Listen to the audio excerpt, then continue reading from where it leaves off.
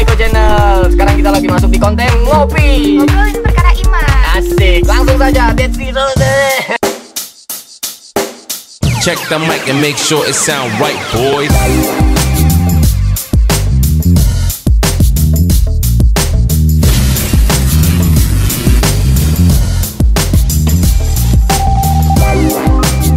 Oke, Stat. Sekarang kita masuk di konten yang berjudul apa nih, Stat?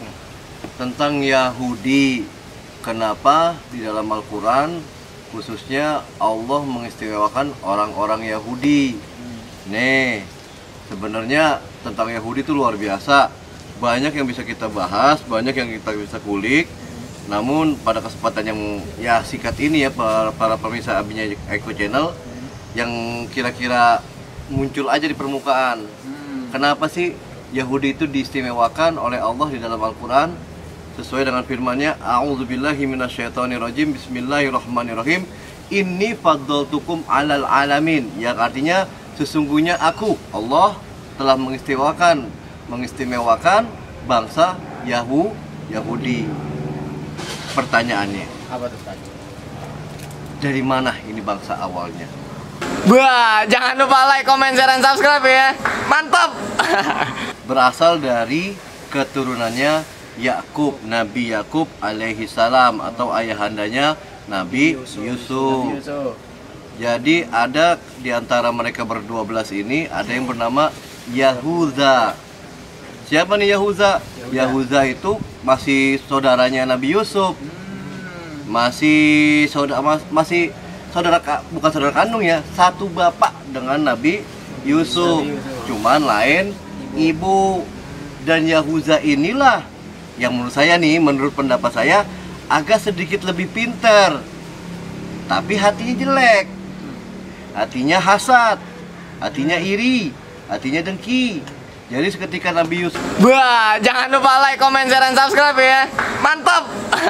Nabi Yusuf berkata kepada Nabi Yakub bahwasanya ini ra'aitu fil manam ihda asyara kaukaba wasyamsa wal qamar ra'aituhum lisajidin, yang artinya aku telah melihat dalam mimpiku, kata Nabi Yusuf, bahwasanya 11 kaukaba, bintang, bulan, kaukaba wasyamsa wal qamar, wasyamsa dan matahari itu semuanya sujud kepadaku. Maka dia bilang sama Nabi Yakub bilang kepada Nabi Yusuf, ini adalah petanda besar buat kamu Nabi Yusuf.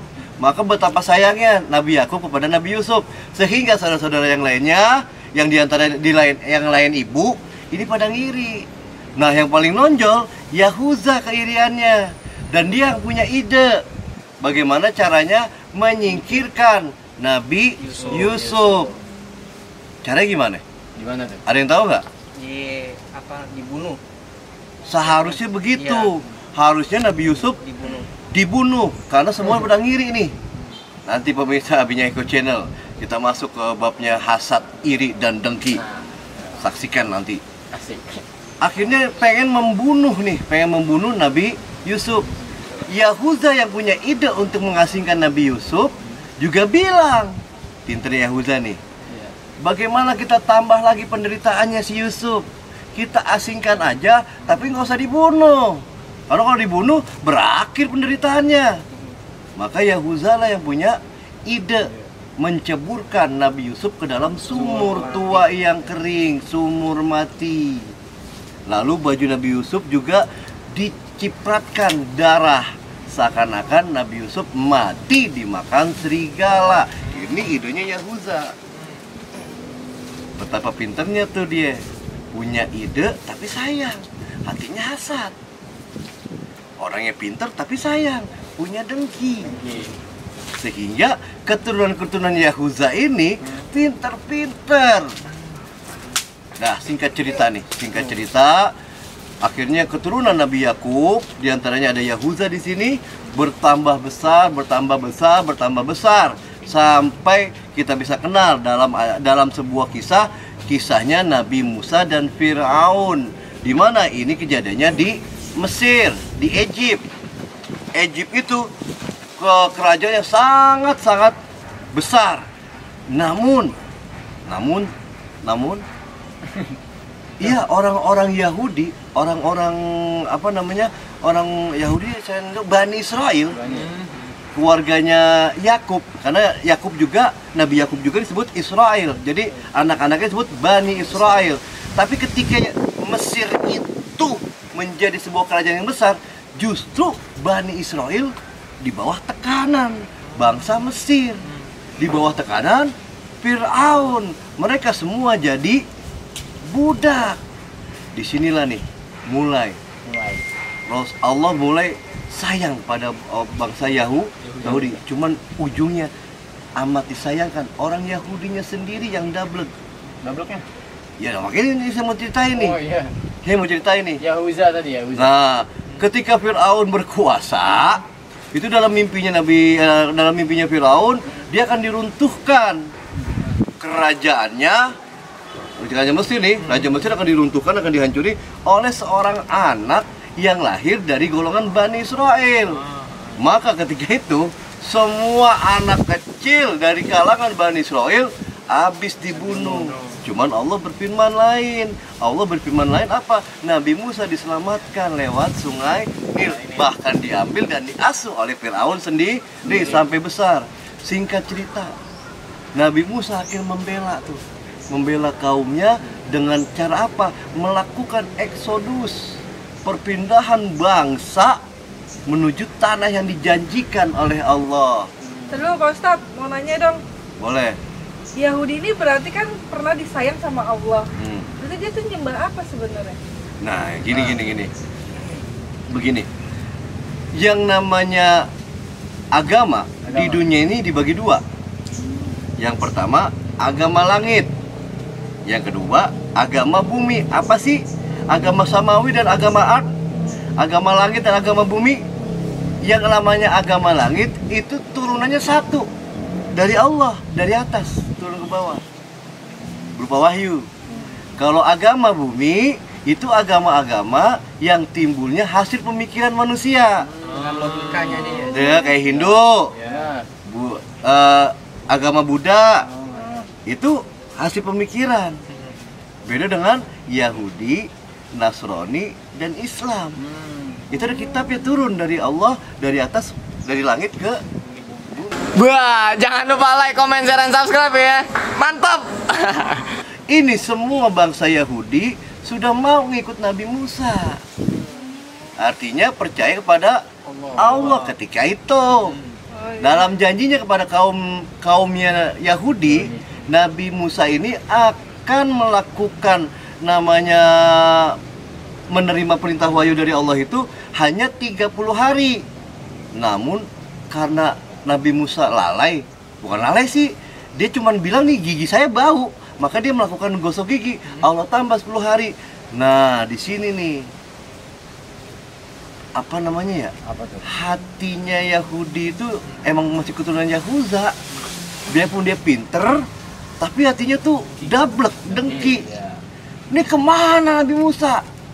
Katanya 30 hari. Ini 30 hari lewat kagak pulang-pulang.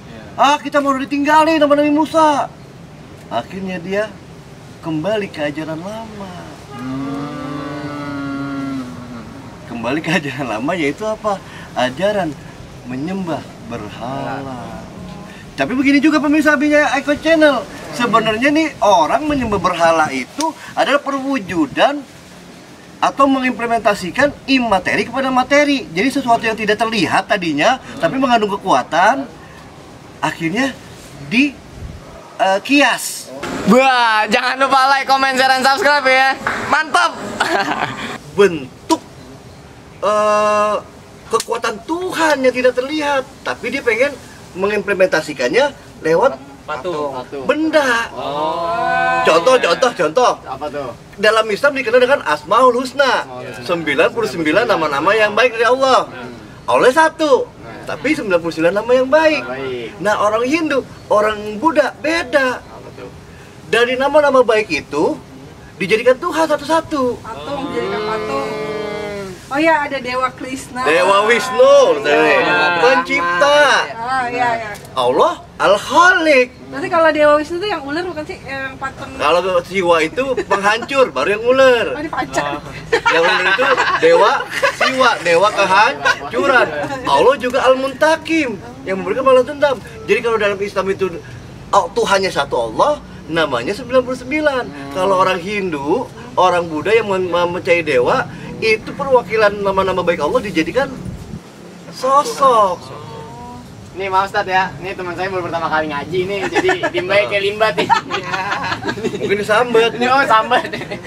Jadi gini, saya terusin lagi. Nah, akhirnya ketika Exodus tadi nih, mereka kekurangan makanan nih. Orang-orang Yahudi ketika dibawa Nabi Musa itu kekurangan makanan, lapar. Wah, jangan lupa like, comment, share, dan subscribe ya. Mantap. Jadi ketika Nabi Muhammad bertemu orang Yahudi Madinah kalau nggak salah itu, karena kejadiannya itu di Madinah, Insyikakul Qamar, di bulahnya bulan. Itu Nabi Muhammad ditanya detail banget, kalau emang ente Nabi dan ente seorang Rasul, Nabi-Nabi terdahulu punya mujizat. Nabi Musa ngebelah laut, Nabi Yusuf ketampanannya, ente apa? Dengan izin Allah, dia tunjuk bulan purnama Nabi Muhammad dengan tangan yang mulia melakukan gerakan seperti ini, terbelah bulan. Itu juga perbuatan Yahudi ketika ingin dibuktikan bahwasanya Nabi Muhammad adalah Nabi ataupun Rasul. Kalau dia nggak percaya gitu.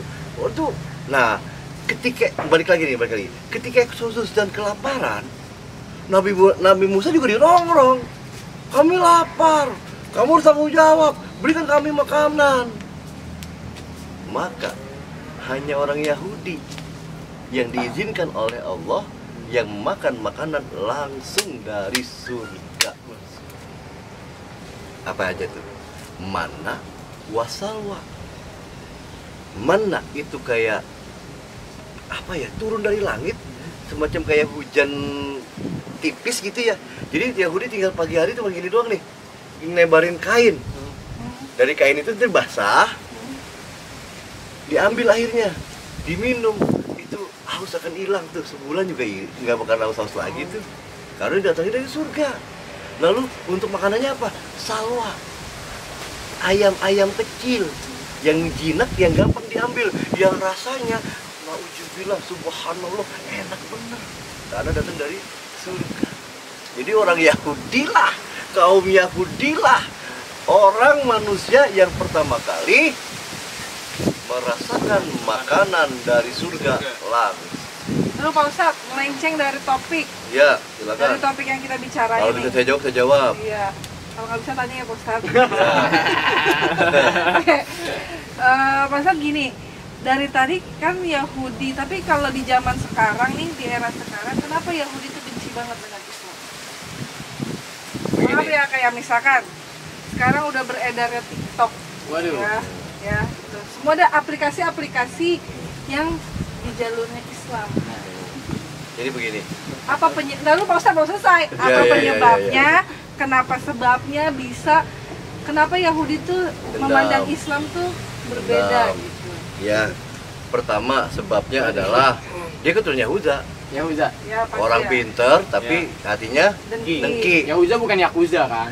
Iya kan maksudnya. Lu Yakuza.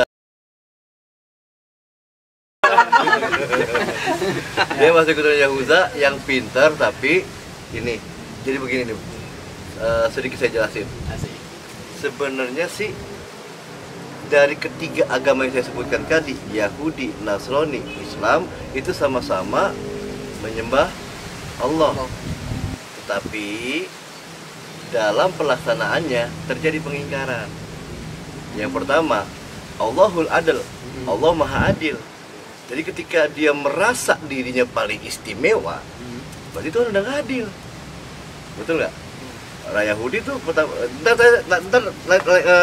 lari ke pertanyaan ibu. Wah, jangan lupa like, comment, share, dan subscribe ya. Mantap. Jadi yang pertama terjadi pengingkaran bahwasanya Allah itu Maha Adil. Maha Adil. Orang Yahudi percaya dirinya paling istimewa. Kalau dia merasa paling istimewa, berarti Allah tidak adil dari manusia yang lainnya. Innallaha la yuridu dzulma lil ibad. Allah tidak akan berbuat zalim kepada hamba-hambanya. Semuanya adil. Cuman karena Yahudi merasa dia paling istimewa, dia salah. Mereka salah. Kalau mereka menganggap dia paling istimewa, Allah nggak adil. Nasrani, Allah satu dan tidak dipersatukan seperti surat Al-Ikhlas katakan. Lam yalid wa lam yulad, tidak diperanak dan tidak diperanakan. Tapi dalam pelaksanaannya terjadi penyimpangan. Ada Tuhan Bapa, ada Tuhan Anak. Berarti Tuhannya ada berapa? 3. Tuhan Bapa, Tuhan Anak, dan Tuhan Ibu. Hanya Islam yang tidak mengalami pengingkaran karena tetap Allah Maha Satu dan Maha Adil. Lalu dari runtutan historikal waktu. Dari waktu ya, dari urutan waktu. Yahudi yang pertama. Yang paling tua agama. Nasrani Nabi Isa yang bawa. Dan kedua-duanya, dan ada korelasinya antara Yahudi dan Nasrani. Semuanya pasti keturunan Bani Israel. Sedangkan dari Bani Ismail itu gak ada satu pun yang jadi Nabi dan Rasul. Tapi ditutup kenabian itu oleh keturunan Bani Ismail, yaitu Nabi Muhammad. Terjadi nih gengsi. Dan terjadi tidak ada pengakuan. Lah siapa ente? Ngaku-ngaku jadi penutup para nabi. Sedangkan para nabi sebelumnya adalah keturunanku. Gimana sih kalau udah biasa berkuasa lama gitu, terus ada yang jegal di bawah, habis yang jegal. Gitu loh. Tapi ingat, ini semua berujung dari satu nabi. Bapaknya para Nabi Ibrahim. Jadi sebenarnya mau Bani Israel, mau Bani Ismail masih keturunan Nabi Ibrahim, masih bersaudara. Cuma rasa gengsi lah yang memeratakan mereka. Karena rasa iri lah yang memecahkan mereka. Karena rasa dengki lah yang menghancurkan mereka. Gengsian itu ya? Gengsian. Nah, Yahudi di zaman sekarang kita bicara nih. Subhanallah, betapa pinternya emang otak ini. Dulu terjadi pembantaian besar-besaran tuh terhadap orang-orang Yahudi oleh seorang Jerman, Hitler namanya. Oh ya, Hitler. Hitler merasa sukulah, raskulah yang paling mulia. Dari suku ras Arya, itu bangsa paling mulia menurut Hitler. Yahudi dibantai habis-habisan. Langsung aja. Ketika di akhir Hitler melakukan penyiksaan dan pembunuhan terhadap orang Yahudi, dia berkata, saya bunuh jutaan Yahudi. Saya sisakan sedikit untukmu agar kalian semua mengetahui apa yang akan dilakukan oleh Yahudi terhadap dunia. Bener aja. Ini sisaan nih. Kalau misalnya ini rendeman cucian gitu ya. Ini perasaan terakhir Yahudinya. Tinggal dikit. Tapi apa yang mereka lakukan di dunia? Mereka mampu menguasai dunia. Emang tujuan dia untuk menguasai dunia kan Pak ya? Ya enggak juga, tapi karena kepinterannya. Tidak juga. Karena kepinterannya mereka mampu menguasai dunia. Kenapa harus disisain gitu loh Pak sama Hitler itu?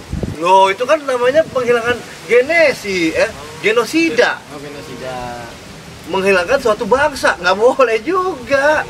Jadi sisain dikit ya Pak?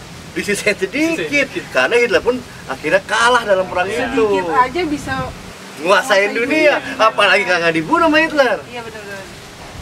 Iya kalau kita lihat dari melalui aplikasi media-media sosial Iya gitu itu, kan, heeh. jadi pemuda jadi terjerumus. Ente tapi main TikTok. Oh enggak dong. Kenapa di Facebook ada gambar 13 kayak orang itu tapi nguasain dunia?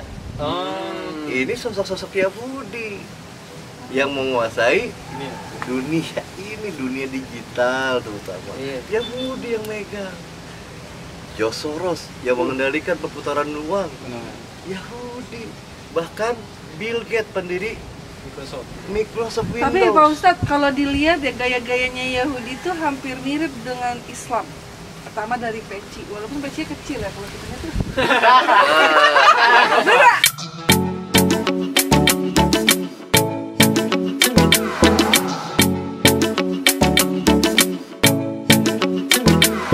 Terima kasih telah menonton video kami. Jangan lupa like, komen, share,